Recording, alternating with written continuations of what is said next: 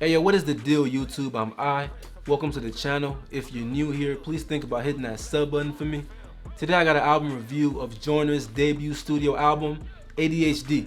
It felt like we've been waiting for a century and a decade for this album.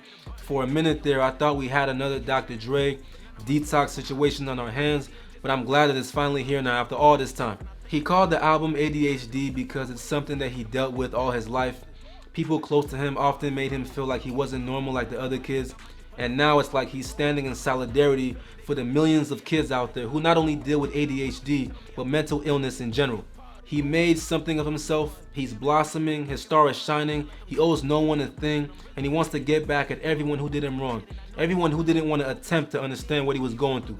For me, I don't know if I have ADHD or not, I ain't never been checked for it, but I think I actually may have this like, when you have ADHD, like, it's hard for you to stay focused, you know what I'm saying, listen, be still, and your brain just develops differently than other people. And that definitely sounds like the kid, but hey, I'm still here, man, no matter what. The album kicks off with a screening evaluation skit, which takes you into the mind of a scared, confused young Joyner, and just how up and evil people can really be, man, who don't want to even understand what you're going through, just want to pass judgment.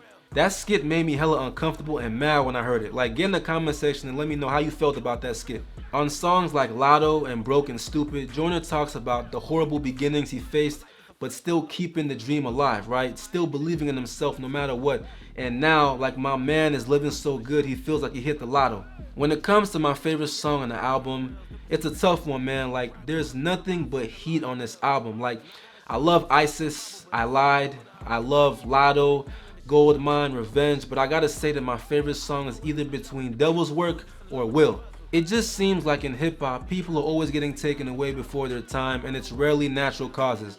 Obviously, people die in other genres of music as well, but in hip hop, man, it's like a surplus of cats dying. It's either they get clapped or something to do with drugs, either one or the other. Joyner is just asking God why he takes the good ones away so early and the bad ones live so long. Like, we can all relate to that because we've all wanted answers from God, man. I still want answers from the God. We've all wanted to be able to just understand this crazy ass world better. On the song Will, Joyner is paying homage to the legend Will Smith and how much of an impact that Will Smith had in his life without him even really knowing it. Like, the video is super dope, man. If you haven't watched it, please go watch it, man. It's so dope. It's like a rundown of all of Will's iconic roles, and like, I was really with that, man. Y'all really like that.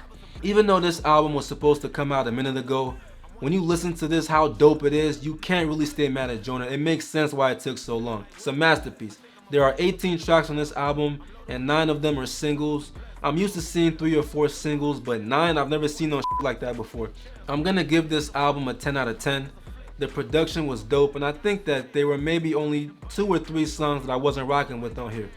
There were songs on here that Joyner utilized the auto-tune on the choruses, on songs like Finally, Gold Mine, I Love. And the auto-tune is generally something that, like, it's a hit or miss with me. It's subjective. Like, when I hear it, I get nervous because I don't really like it, but it sounded good with Joyner, man. He utilized it correctly, right? Meek, you know what I'm saying, obviously T-Pain originated all this, you know what I'm saying, and, you know, it sounded good with Joyner. I want you cats to get in the comment section and let me know how you feel about Joyner's debut studio album. Make sure you like the video, subscribe, follow me on Instagram at I'm Hurrikane Isaac 95. I'm gone, y'all. Peace.